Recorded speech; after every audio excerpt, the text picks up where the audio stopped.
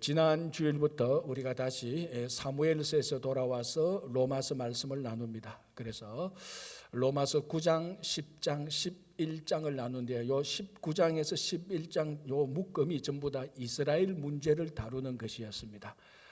그래서 지난주부터 이제 로마서를 우리가 다시 생각하는데요. 이 로마서 내용이 사실은 좀 딱딱합니다. 왜냐하면 이게 편지거든요. 편지의 내용이 또 어떤 스토리를 기록하는 편지 내용이 아니고 권면하고 교훈하고 때로는 잘못한 게 있으면 지적하고 이런 내용이기 때문에 좀 딱딱하고 좀 그리 부드럽지 못합니다. 사무엘서 보면은 우리 앞에서 봤지만 다윗 이야기, 사울 이야기 하나의 진짜 드라마 아닙니까? 그래서 좀 부드럽지 못하고 흥미가 좀 덜한 게 사실이지만 이 내용을 보면은 성경 66권 가운데 가장 귀중한 책이라고 말할 수 있습니다. 물론 사람에 따라서 좀 차이는 있지만 로마서의 이 무게감, 중요성은 성경 66권 가운데 어느 성경에 뒤떨어지지 않습니다. 그래서 어떤 분은 요한복음과 로마서만 있어도 다른 성경이 필요 없다라고 말할 정도까지 로마서가 중요합니다. 왜 우리 음식으로 따지자면 좀 딱딱하고 좀 맛이 없는 건데 꼭꼭 씹어 먹으면 거기서 맛이 나고 또 그런 음식일수록 영양가가 높지 않습니까? 그래서 로마서가 좀 그런 내용입니다. 그래서 읽어보면 율법, 복음, 칭의, 성화, 성도의 온전한 삶 이런 내용들이 나오기 때문에 좀 교리적인 내용이 나오기 때문에 좀 딱딱하지만 잘 듣고 잘 말씀을 묵상하면 굉장히 중요한 우리 신앙의 본질적인 내용이 이 안에 다 들어가 있는 것하고 마찬가지입니다. 그래서 좀 딱딱한 로마서 말씀에 들어가기 전에 워밍업 하던 차원에서 좀 부드러운 얘기를 하나 좀 하고 80년대 이제 어느 교회에서 이제 단체 사진 여성계 권사님 사진을 찍었습니다. 이제 사진을 찍고 사진사가 이제 사진을 보내줍니다. 그럼 이제 교회에서는 크게 확대해서 사진에 붙여줘. 근데 붙였는데 한 권사님이 보니까 자기 얼굴이 영 이거 마음에 들지 않거든요. 자기가 저리 안 생겼는데 기분이 나쁜 거예요. 그래서 사진사한테 좀 컴플레인하는 편지를 썼습니다. 사진 다시 좀 제대로 잘 찍고 다시 인상해서 보내라. 이거 우리 게시판에 붙였는데 내가 영 아니다. 이제 이렇게 좀 컴플레인했었죠. 이제 그 사진사가 그 편지를 받고 한 줄로 답신을 딱 줬습니다. 권사님, 좋은 사진을 원하시면 좋은 얼굴을 가지고 오십시오 라고 그렇게 얘기를 했답니다. 좋은 예배를 원하시면 좋은 심령을 가지고 오시면 됩니다. 여러분 정말 하나님께서 원하시는 심령을 가지고 오면요 누구든지 이 예배에 풍성한 은혜를 누릴 수 있습니다. 그래서 로마서가 좀 딱딱하고 교리적으로 좀 치밀하게 어려운 얘기가 있어도 우리 심령이 이 말씀을 통하여서 은혜를 받고자 하는 그 좋은 마음만 있으면 성경의 어떤 책보다도 가장 귀중한 책이 로마서입니다. 자, 지난 주일에 로마서 9장 1절에서 5절 말씀을 나누는데 핵심은 이것이었습니다. 사도 바울의 한탄과 이스라엘 문제가 나타났죠. 이스라엘의 문제가 뭐였습니까? 하나님으로부터 8가지 특권을 특별하게 받았습니다. 그래서 그 8가지 특권을 우리 산상수훈에 빗대어서 이스라엘이 받은 팔복이다 이렇게 말할 수까지 있습니다.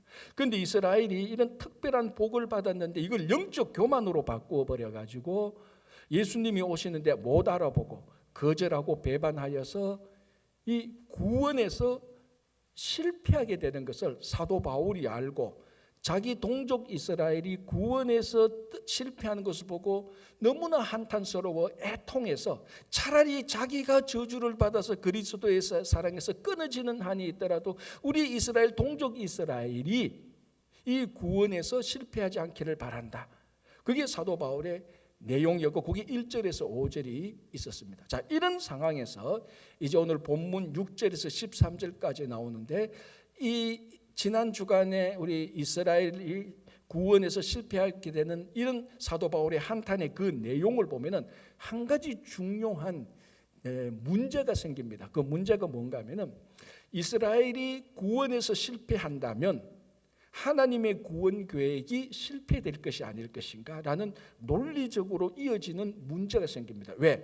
자, 우리 구약 성경에서 하나님께서는 이스라엘을 선택하신 목적이 이스라엘을 구원하고 아울러 똑같은 등가로 똑같은 무게로 열방을 구원하는 것이 하나님의 구원의 목적이었습니다.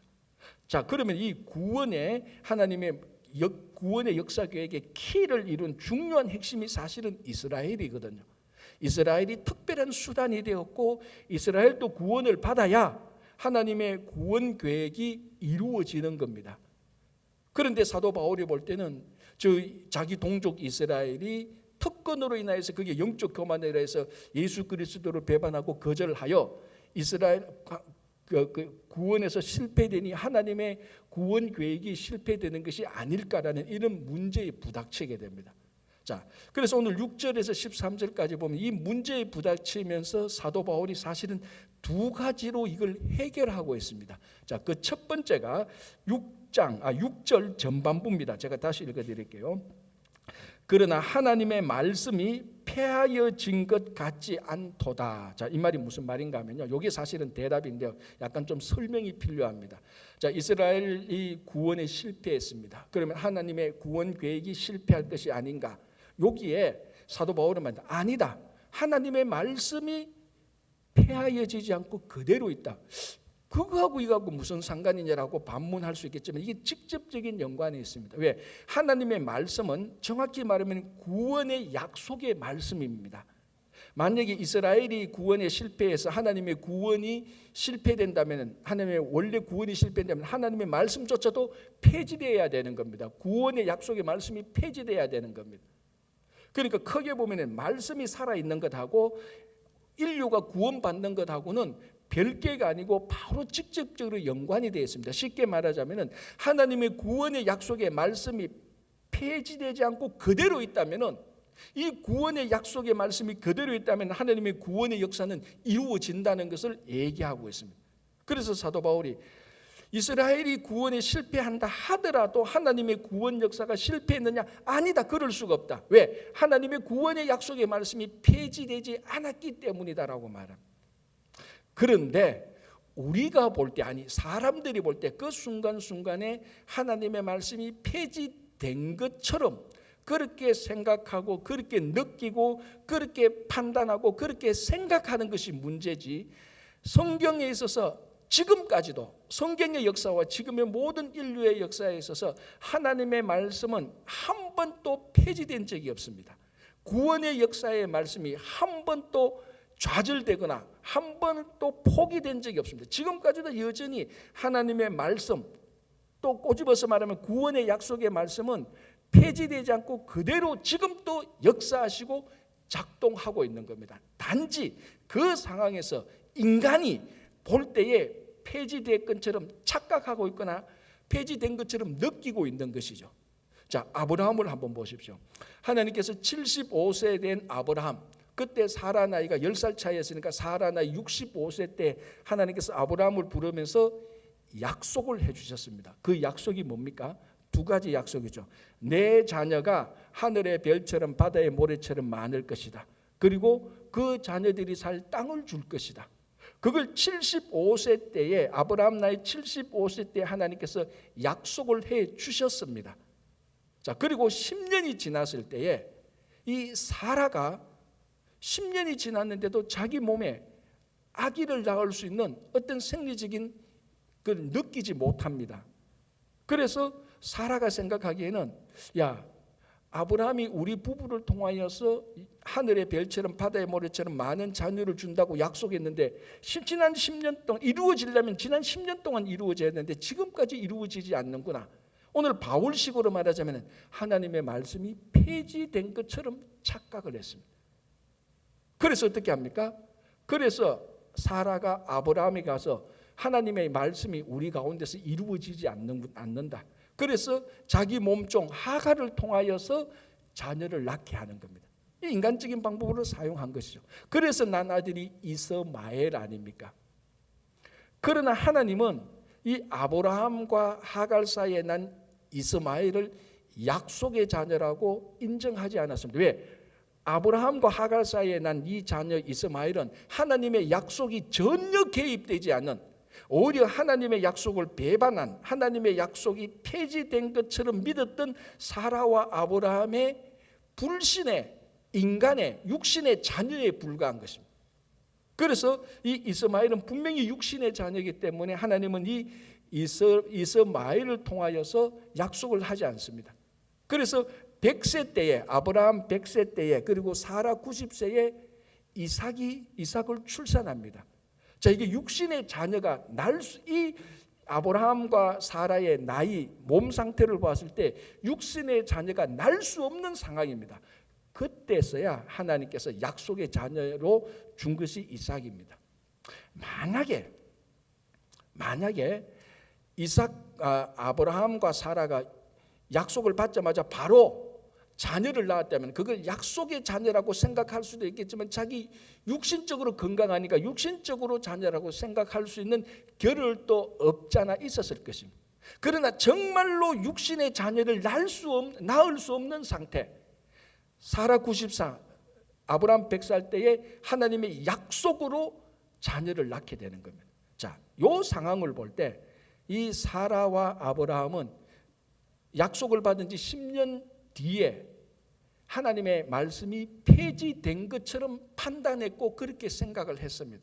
자, 그 상황에서 하나님의 말씀이 폐지되었습니까? 아닙니다. 폐지되지 않고 여전히 살아 있었습니다. 그리고 하나님의 때가 되었을 때 아브라함이 100세 때에 그 폐지되지 않은 말씀이 작동하는 겁니다. 인간의 아브라함과 사라의 삶 속에 그게 눈에 보이도록 발현하는 거죠. 그래서 이삭이 태어난 겁니다. 아브라함 나이 100세 때나 아브라함 나이 85세 때나 아브라함 나이 75세 때나 상황과 형편은 다 달랐지만은 사라가 그때는 이렇게 생각하고 저 때는 저렇게 생각했지만은 하나님의 약속은 한 번도 폐지되거나 변동되거나 이상이 없었습니다. 단지 인간이 그렇게 느끼고 그렇게 생각하고 그렇게 판단하고 그렇게 행동했을 뿐이죠. 자, 그리고 우리가 그 요셉을 한번 보시기 바랍니다. 요셉도 똑같지 않습니까? 요셉이 티네이저 10대 때 하나님께서 요셉에게 약속을 줍니다. 꿈을 통하여서, 즉 비전을 통하여서 아브라함이 75세 때에 하나님께서 아브라함을 불러서 말씀으로 약속을 주신 것처럼 요셉이라는 이 사람에게는 티네이저 10대 때의 꿈의 비전을 통하여서 약속을 줍니다. 그게 두 가지 꿈을 꾸는데 한 가지 내용 아닙니까? 11개의 형제의 벳단이 요셉에게 절을 하고 해, 달, 별이 요셉에게 절을 하고 그건 요셉을 하나님께서 높이 올려서서 그 가족뿐만 아니라 모든 사람에게 존경과 존중의 여김을 받을 것이라는 약속을 티네이저 10대 때에 하나님께서 요셉에게 해 주셨습니다. 자, 이후 요셉의 인생 우리가 잘 알지 않습니까? 형제들의 지독한 미움과 그 혐오를 받아서 애굽으로 가는 미디안 상인에게 노예로 팔려갑니다. 비참한 상황이죠. 그리고 보디발의 장군집에 가서 가정총무를 열심히 해서 좀 일이 풀리는가 싶더니 보디발의 아내의 모함을 받아서 감옥에 빠지게 됩니다. 여러분, 가족 하나 없고 형제 하나 없고 친척 하나 없는 그 요셉이 애굽 제국에 가서 감옥에 들어가게 됩니다. 인생에 무슨 계획이 있고 비전이 있겠습니까? 말짱 끝이죠. 그런데 이 술 맡던 관원장을 만나서 술 맡던 관원장의 꿈을 해석해 주셔서 또 술 맡던 관원장이 관직에 복직되게 됩니다. 우리 잘 아는 대로 술 맡던 관원장이 복직되면 요셉이 말하죠. 내가 억울하다. 왕에게 잘 내 사정을 알려서 감옥에 나오게 해달라. 술 맡던 관원장이 철석같이 약속해주면 나가는 순간부터 까마득하게 잊어버립니다. 그래서 또 감옥에서 더 있습니다. 자, 이런 고비를 한번 보시기 바랍니다. 노예로 팔려갔습니다. 감옥에 들어갔습니다. 나올 줄 아는데 감옥에서 더 있습니다. 그 고비 때마다 볼 때는 하나님의 약속이 다 폐지된 것 같습니다. 정말 하나님께서 해, 달, 별이 요셉에게 절하고 그렇게 하려면 우리식으로 말하자면 인류대학을 나와야 되고 한국식으로 말하자면 고시에 패스해야 되고 정치적으로 이름을 날려야 되고 막 모든 일이 하는 일마다 다 잘 돼야 저 요셉이 하는 일을 보니까 하나님의 말씀이 계속해서 이루어지는구나라고 우리는 생각할 수 있습니다. 그런데 하나님께서 요셉에게 약속을 준 순간부터 이게 높은 데로 올라가는 게 아니고 그때부터 계속해서 일이 약간 되는 듯 하지 하지만 꼬로박고 계속해서 안 되는 겁니다. 누가 봐도 그 고비 때마다 말씀이 약속이 이루어지지 않고 폐지된 것처럼 보이죠. 그러나 결국 그 감옥에서 요셉이 애굽 왕 바로의 꿈을 해석해서 한순간에 그 하나님의 약속대로 애굽의 총리가 되어서 기근이 일어났을 때 그 중동 지역에 있는 가나안 지역까지 다 먹여 살리지 않습니까? 자, 그러면은 요셉이 애굽에 팔려갈 때, 감옥에 들어갈 때, 감옥에 계속 있을 때 하나님의 약속의 말씀이 폐지됐습니까? 우리가 드라마를 본다면 그때 폐지된 것처럼 보이죠. 그렇게 느껴지죠. 그렇게 판단되죠. 그러나 하나님의 약속의 말씀은 한 번도 우리의 상황과 상관없이, 내 느낌에 상관없이, 내 감정에 상관없이, 내 이익과 손해의 판단에 상관없이 하나님께서 주신 약속의 말씀은 한 번도 폐지된 적이 없었습니다. 아브라함 인생도 그렇고 요셉 인생도 그렇고 우리 옆에서 보면 다 폐지된 것 같지만, 그래서 오늘 말합니다. 이스라엘이 구원에 실패했기 때문에 하나님의 구원의 계획이, 하나님의 구원의 약속의 말씀의 계획이 폐지되지 않았느냐라고 말을 할 때 바울은 말합니다. 말씀이 폐지되지 않다. 쉽게 말하면 그렇게 느낄 뿐이지, 그렇게 보이지만, 지금 이스라엘이 구원에 실패해서 하나님의 구원 역사가 실패한 것처럼 보이지만, 그렇게 판단되지만 바울은 말합니다. 아니다. 하나님의 말씀은 폐하여지지 않았다라고 말합니다. 자, 여기 앉아 계신 분들 대부분, 다는 아니겠지만 대부분 우리에게는 공통점이 있습니다. 뭡니까? 다 이민자라는 거죠. 여러분들이 느끼든 안 느끼든 하나님의 특별한 계획과 섭리 속에서 한국에서 태어나서 미국으로 다 오게 되었습니다. 자, 세상 사람들은 그거 자기 계획이라고 말할 수 있고 우연이라고 말할 수 있고 일이 꼬여서 아니면 일이 잘 되어서 왔다라고 나름대로 합리적인 이유를 찾을 수 있겠지만, 우리 믿는 자들은 그렇게 생각하지 않지 않습니까?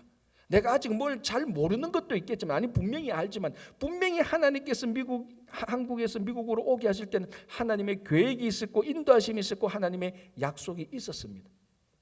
몰라서 그렇지, 아니면 그 약속을 받아서 품고 있는 사람들도 있을 겁니다. 그런데 그게 미국 살다 보니까 일이 안 될 때마다, 기분이 나쁠 때마다, 감정이 틀릴 때마다, 가족이 막 흔들릴 때마다, 건강이 안 좋을 때마다 하나님의 약속은 무슨 약속? 뭐 그냥 내가 하다 보니까 미국 와서 이렇게 뭐 비리비리 살고 있지, 그런 생각이 들 때가 있단 말이에요, 우리가. 그러나 여러분, 그때조차도 우리 한 사람 한 사람을 향한 하나님의 약속은 절대로 폐지되지 않았습니다. 이게 객관적인 사실입니다. 우리들의 감정과 내 판단, 내 주관적인 것으로 하나님의 약속이 폐지되었다고 함부로 결정하지 마십시오. 한 번도 사도 바울은 말한다. 말씀이 폐해진 적이 없다라고 얘기를 하고 있습니다. 하나님은 여전히 오늘 또 우리에게 말씀하고 계십니다. 약속을 여전히 우리에게 주고 계시고, 그 여전히 약속이 작동되도록 하나님께서 역사하고 있는 것입니다. 그래서 하나님의 구원의 약속의 말씀이 폐지되지 않았으니 이스라엘이 구원에 실패했다 하더라도 하나님의 구원의 계획은 실패하지 않았다라는 것이 첫 번째 대답입니다. 자, 두 번째 대답은 9장 6절부터 8절까지 있는데 제가 한번 읽어드릴게요. 그러나 하나님의 말씀이 폐하여진 것 같지 않도다. 이스라엘에게서 난 그들이 다 이스라엘이 아니요 또한 아브라함의 씨가 다 그의 자녀가 아니라 오직 이삭으로부터 난 자라야 내 씨라 불리리라 하셨으니 곧 육신의 자녀가 하나님의 자녀가 아니요 오직 육신의 자녀가 씨로 여기심을 받느니라. 자, 이게 무슨 말인가 하면은, 자, 첫 번째 구원의 약속이 폐지됐다 안 했다는 것은 다시 한번 말씀드리지만 하나님의 구원의 약속의 말씀이 폐지되지 않았기 때문에 하나님의 구원의 역사 계획은 그대로 있다는 겁니다. 자, 두 번째는 뭔가 하면은 아까 말씀드린 것처럼 이스라엘이 구원에 실패했는데 어떻게 하나님의 구원 역사가 실패 안 할 수가 있느냐? 실패할 수밖에 없다는 겁니다. 자, 그래서 바울은 이제 두 번째 이유로 말합니다.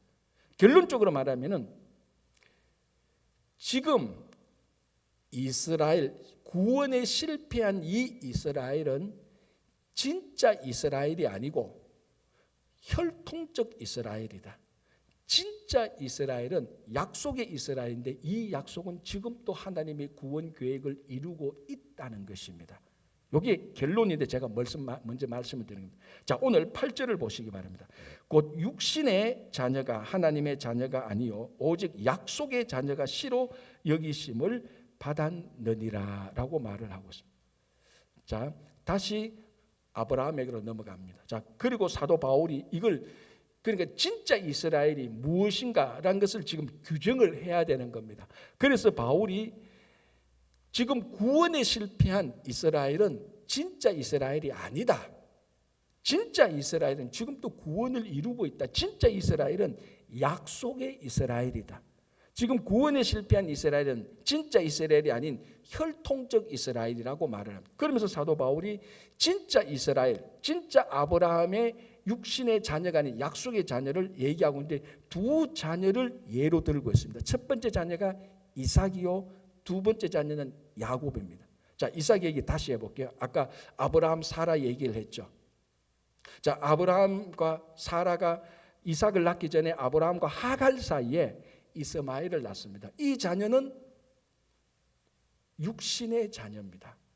하나님의 약속이 개입되지 않는 자녀입니다. 그래서 하나님께서 이 이스마엘을 통하여서 이스라엘을 세우지 않습니다.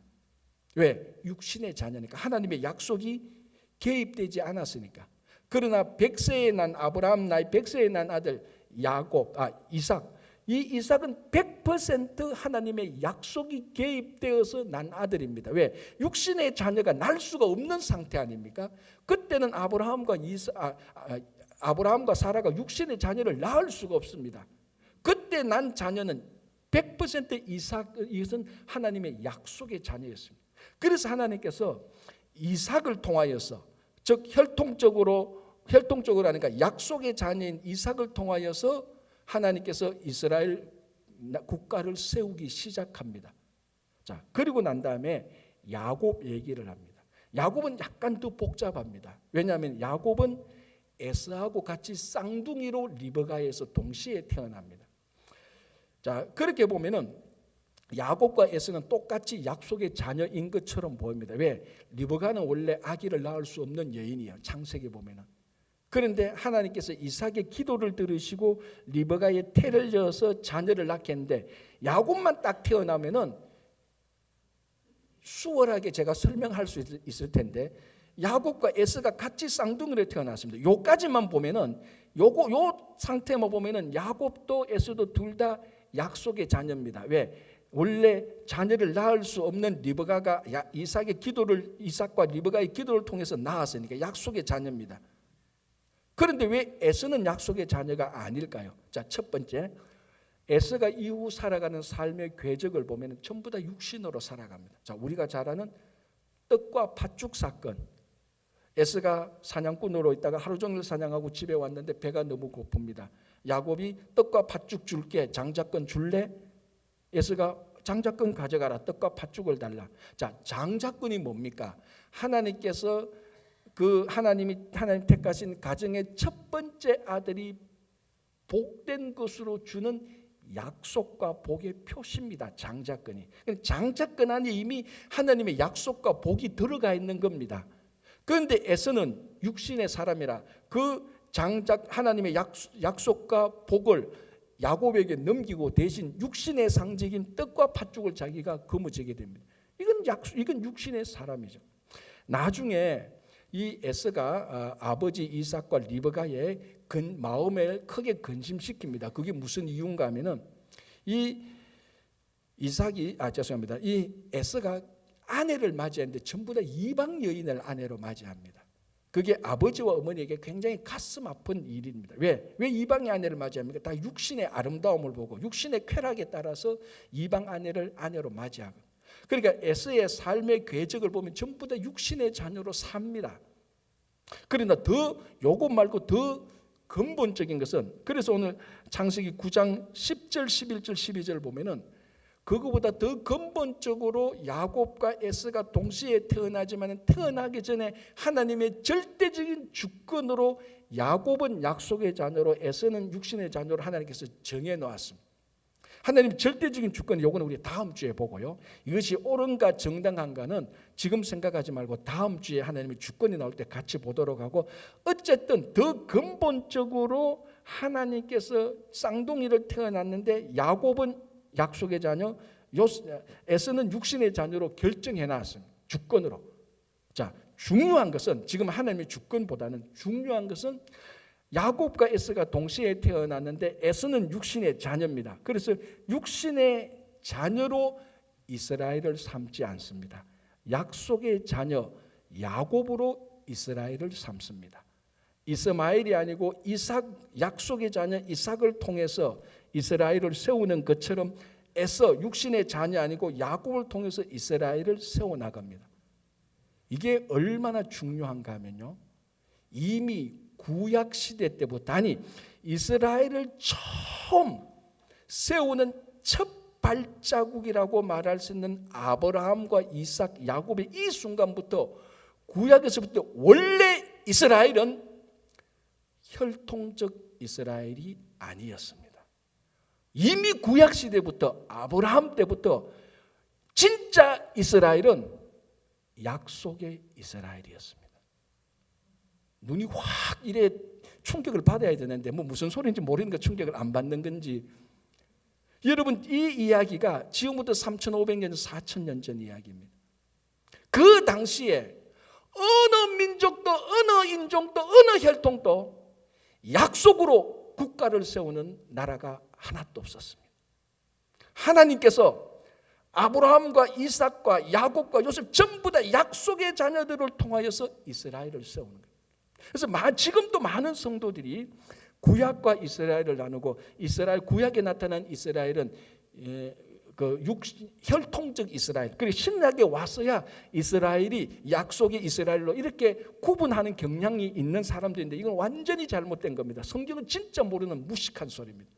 성경은 애초부터, 이스라엘은 애초부터 혈통의 국가가, 민족 공동체가 아니었습니다. 약속의 공동체였습니다. 이제는 놀라가 한두 사람 넘어지고 이렇게 해야 되는데 이게 얼마나 중요한 겁니까? 이스라엘 자체가, 진짜 이스라엘은 혈통적, 인종적, 민족적 공동체가 아니라는 것, 약속의 공동체라는 것. 자, 그렇다면은 지금 로마서 9장에서 하나님의 구원 계획에서 실패하고 있는 이스라엘은 어떤 이스라엘입니까? 혈통적 이스라엘입니다. 이거 실패해도 하나님의 구원 역사에 전혀 영향 없습니다. 왜? 진짜 이스라엘이 아니잖아요. 진짜 이스라엘은 약속의 이스라엘입니다. 약속의 자녀들이 진짜 이스라엘입니다. 이 약속의 자녀, 약속의 이스라엘은 지금도, 이때도, 예수님 때도, 바울 때도 여전히 구원의 대열 속에 있었습니다. 그러니 지금 이스라엘이 실패했으니 하나님의 구원 계획에 문제가 생기지 않았습니까? 라고 말할 때 이 이스라엘은 혈통적 이스라엘이기 때문에, 혈통적 이스라엘은 애시당초 하나님께서 인정한 진짜 이스라엘이 아니었습니다. 그러니까 진짜 이스라엘이 진짜 이스라엘이 구원에 실패한 것은 하나님의 구원 역사에 전혀 영향이 없습니다. 진짜 이스라엘은 그때도 구원의 대열 속에 있었던 것이었어요. 그래서 바울 당시, 예수님 당시에 원래 이스라엘이 혈통적이 아닌 약속의 이스라엘 공동체였는데도, 바울 때에, 그리고 예수님 때 같은 동시에 그때에도 수없이 많은 유대인들이 이스라엘을 혈통적 이스라엘로 생각하고 있었습니다. 물론 바울도 부활하신 예수 그리스도를 만나기 전에는 그렇게 똑같이 생각하고 있었습니다. 자, 이게 누가복음 3장 8절인데 제가 먼저 한번 읽어드릴게요. 이 세례 요한이 세례를 받으러 오는 유대인들, 이스라엘 사람들에게 했던 말입니다. 이렇게 말합니다. 그러므로 회개에 합당한 열매를 맺고 속으로 아브라함이 우리 조상이라 말하지 말라. 내가 너희에게 이르노니 하나님이 능히 이 돌들로도 아브라함의 자손이 되게 하시리라. 무슨 말입니까? 지금 세례 요한에게 종교 지도자 이스라엘 유대인 종교 지도자들이 막 나타나서 자기들이 속으로 우리가 아브라함의 자손인데 우리가 무슨 세례 요한한테 우리가 세계받아서 천국 갈 거였어. 우리는 이스라엘 자손이기 때문에 이스라엘 자손은 자동적으로 구원받는 거야. 우리가 아브라함의 자손인데 하나님이 아브라함에게 약속했잖아. 땅도 주고 자녀도 주고 이 땅에서 살기로 하나님께서 우리한테 메시아를 주기로 약속했죠. 우리는 아브라함의 자손인데 우리가 세례 요한에게 세례 받을 거 없어. 세례 요한이 그걸 알았단 말이죠. 너희들 속으로 아브라함의 자손이라고 말하지 말라. 하나님이 작정하시면 이 돌들로도 아브라함의 자손을 만든다. 이 말 속에 담겨져 있는 건 뭡니까? 너희들이 혈통적으로 아브라함의 자손이라고 막 그 자부심을 가지고 세례를 받니 안 받니 말하는데 너희들 형태적으로 말하는 자손 아브라함의 자손 아니라고 세례 요한이 말하는 겁니다. 진짜 이스라엘은 진짜 아브라함의 자녀는 육신의 자녀가 아니고 약속의 자녀입니다. 그건 아브라함 때부터 처음 부를 때부터 시작된 것입니다. 자, 그렇다면은 진짜 이스라엘에는 구원에 전혀 실패하지 않았습니다. 여전히 작동하고 지금도 똑같이 하나님의 구원 역사는 진짜 이스라엘 약속의 자녀들 통해서 작동하고 있습니다. 그러니까 하나님의 구원의 약속의 말씀이 폐지되지 않은 것하고 똑같이 일치하는 거죠. 자, 그러면 지금 이 시대에 누가 진짜 이스라엘입니까? 약속의 자녀들입니다. 자, 이 약속은 뭡니까? 예수 그리스도입니다.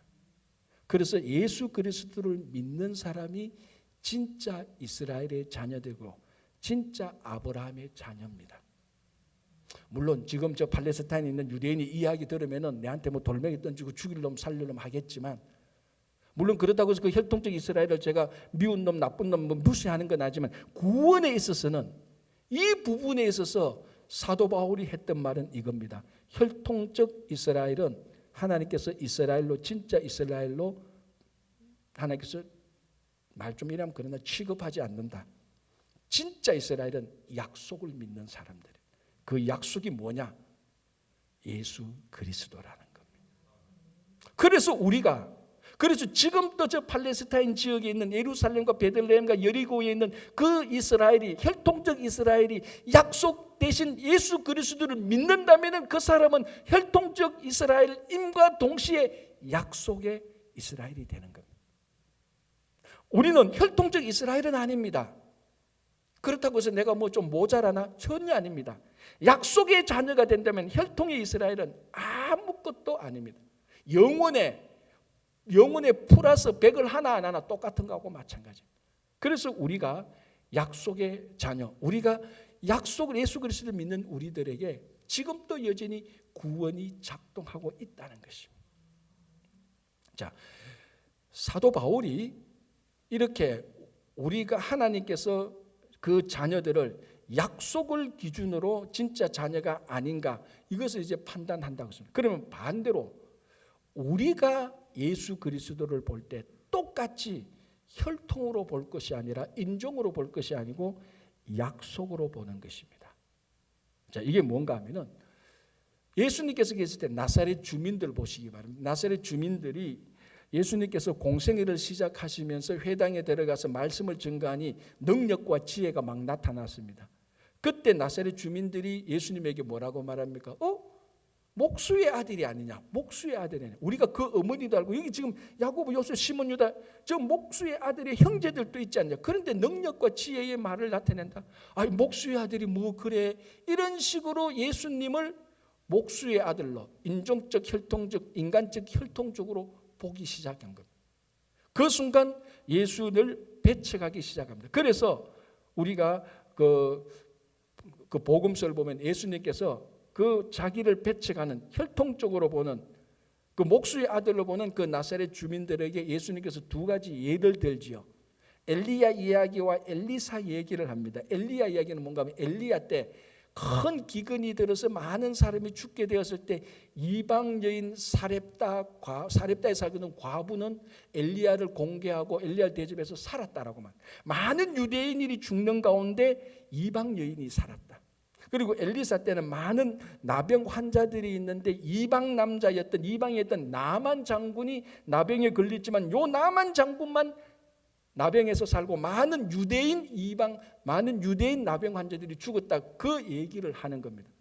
그러니까 이 나사렛 사람들이 그 얘기를 자기들이 한 얘기인 줄 알고 화가 나가지고 예수님을 나사렛 낭떠러지에 몰고 가서 죽이려고까지 했습니다. 무슨 말인가 하면은, 우리가 예수님을 혈통적으로 그리고 인종적으로 볼 때 절대로 예수님을 그리스도라 메시아로 못 봅니다. 지금이 얼마나 많은 지식인들이, 얼마나 많은 똑똑한 사람들이 예수를 혈통적으로 인종적으로 보아서 예수를 그냥 그대로 위대한 사람, 위대한 선지자, 좋은 말을 한 사람, 착한 일을 한 사람 정도로 알고 있습니다. 그게 다 혈통적으로 인종적으로 알고 있는 것입니다. 그러나 그렇게 본다면 한 번도 예수님을 제대로 볼 수 없습니다. 예수님을 어떻게 봐야 됩니까? 똑같이 약속으로 봐야죠. 예수님은 구약에서 선지자들이 약속한 바로 그 메시아입니다. 그래서 예수님을 약속으로 보아야 진짜 그분이 그리스도라는 것을 우리가 영접하고 믿을 수가 있습니다. 그 약속이 빠지면 혈통적, 인종적으로 예수를 아무리 봐도 메시아로 받아들일 수가 없는 것입니다. 사도 바울도 부활하신 예수 그리스도를 만나기 전에는 처음에는 그랬습니다.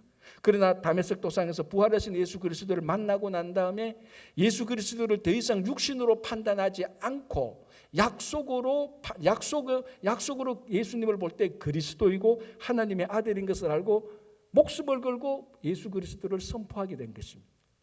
자, 고린도후서 5장 16절에 사도 바울이 이렇게 말합니다. 제가 읽어드릴게요. 그러므로 우리가 이제부터는 어떤 사람도 육신을 따라 알지 아니하노라. 비록 우리가 그리스도도 육신을 따라 알았으나 이제부터는 그같이 알지 아니하노라. 바울이 그리스도도 육신을 따라 알았다라고 말합니다. 부활하신 예수 그리스도를 만나기 전까지. 그러니 다마스커에서 예수를 따르는 사람들이 모인다는 소식을 듣고 예수를 잡아 죽이려고 대제사장에 가서 체포영장 받아가지고 다메섹으로 가다가 부활하신 예수를 만나서 진짜 사울이 바울이 된 것 아닙니까? 그전에는 바울도 육신을 따라 그리스도를 알았습니다. 그러나 부활하신 예수 그리스도를 만나고 그분이 진짜로 약속으로 보니 하나님의 아들인 것을 알고 난 다음에 바울이 고백합니다. 이제 나는 더 이상 예수님을 육신으로 알지 아니하겠다. 그렇게 고백하는 겁니다.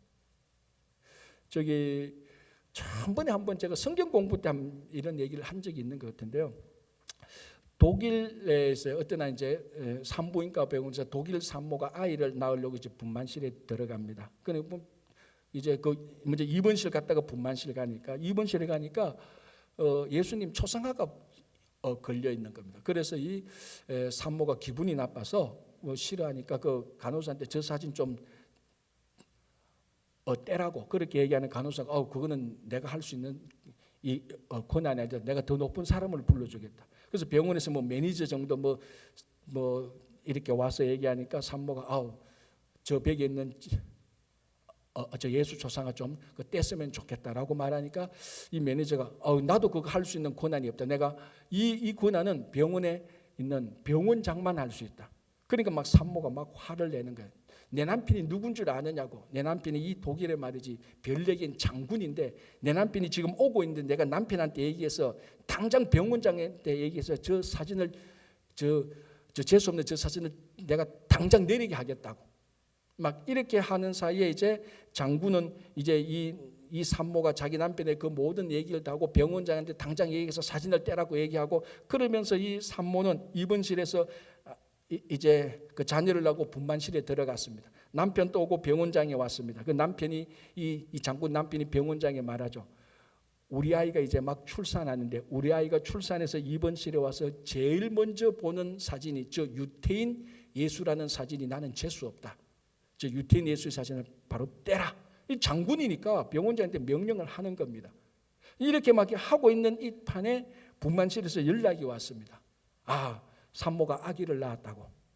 그런데 저 사진 뗄 필요가 없을 것 같다고. 왜 하니까 태어난 아기가 시각장애인으로 태어났다고. 이게 사실인지 아닌지는 모르겠습니다.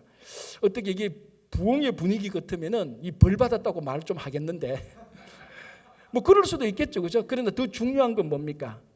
그 산모가 또는 그 산모의 남편이 예수를 게르만 민족이 싫어하는 재수 없는 유태인으로 보았다는 겁니다. 예수를 혈통으로 보는 겁니다. 인종으로 보는 겁니다. 그러니까 그 예수가 그리스도라는 것을 절대로 받아들일 수가 없는 겁니다. 그 예수님을 구약에서 약속했던 메시아로 본다면은 이 그 아기가 태어나는 모든 방에다가 제일 먼저 태어날 때 메시아를 보는 그 영광스러운 일을 해야 되는데 예수를 혈통적으로 보니까 게르만 민족, 독일 민족이 가장 정오하는 혐오하는 유태인 사진을 못 보게 한 거예요. 혈통적으로 보면은 예수를 지금도 수없이 많은 사람이 예수를 혈통적으로 볼 때 예수를 배척하고 싫어하는 사람들이 얼마나 많은지 모릅니다. 아니면 예수를 혈통적으로 볼 때 절대로 그리스도로 받아들이지 못합니다. 여러분, 우리가 살고 있는 이 이민사회에 한국에, 이 미국에, 뉴욕에 얼마나 많은 교회에 다니는 사람들조차도 예수를 혈통적으로 보는지 모릅니다. 하나님이 우리를 혈통적으로 보지 않습니다. 하나님이 우리를 약속의 자녀로 삼으셨습니다. 우리 또한 예수 그리스도를 약속으로 볼 때 그 예수님이 진짜 그리스도인 것을 우리가 알고 인정하고 영접하고 믿고 구원을 얻을 수가 있는 것입니다. 그래서 여러분, 정말 우리 삶 속에서 예수님을 약속으로 보시기 바랍니다. 예수님을 약속으로 보는 순간 모든 사람들을 혈통으로 안 보고 약속의 자녀들로 보는 겁니다. 그때 인종차별이 사라지는 겁니다. 여러분, 왜 인종차별이 있습니까? 혈통으로 보니까, 혈통이 다르니까, 인종이 다르니까, 좋은 인종, 좋은 혈통, 나쁜 혈통이 있으니까 본능적으로 차별이 생기고 그것 때문에 혐오가 생기고 그것 때문에 살인이 일어나고 사람을 해치는 것 아닙니까? 오늘 사도 바울이 말했습니다. 진짜 이스라엘은 혈통의 이스라엘이 아니다. 약속의 자녀다. 우리가 예수 그리스도를 약속으로 본다면은, 약속된 메시아로 보는 그런 우리 신앙이 있다면은 당연히 우리 또한 모든 사람을 인종적으로 혈통적으로 판가름하고 구분해서 판단하는 것이 아니고 하나님이 우리에게 붙여진 약속의 자녀로 볼 때 우리가 미국에서 매일 듣는, 매일 고민하는 그 인종차별의 문제가 이 약속 안에서 다 사라지게 되는 것입니다. 여러분, 한 사람 한 사람을 통한 하나님의 약속은 폐지되지 않았습니다. 여러분, 우리가 정말 약속으로 예수님을 볼 때 우리가 진짜 이스라엘입니다. 지금도 구원은 작동하고 있습니다. 여러분, 모든 삶의 순간순간이 하나님의 약속이 이루어지는 그런 삶을 사시기를 바랍니다. 기도하겠습니다. 하나님, 감사합니다. 우리가 육신을 가지고 있어서 많은 경우에 육신으로 혈통으로 판단하지만 주님, 그러나 우리가 예수 그리스도를 믿음으로 고백할 때 이제 더 이상 육신에 속하지 아니하고 약속에 속할 수 있도록 도와주시옵소서. 우리가 미국으로 올 때 하나님, 우리 한 사람 한 사람에게 하나님께서 해주신 그 약속이 지금 이 순간에도, 우리가 낙담하고 좌절되는 순간에도 이루어지고 있다는 그 확신에서 벗어나지 않도록 도와주시고, 우리가 예수님을 약속의 메시아로 볼 때 아버지 하나님, 여전히 구원을 받고 있는, 구원을 이루고 있는 우리가 진짜 약속의 자녀인 것을 고백하고 예수님을 약속으로, 사람을 약속으로 볼 수 있도록 도와주시옵소서. 예수님 이름으로 기도합니다. 아멘.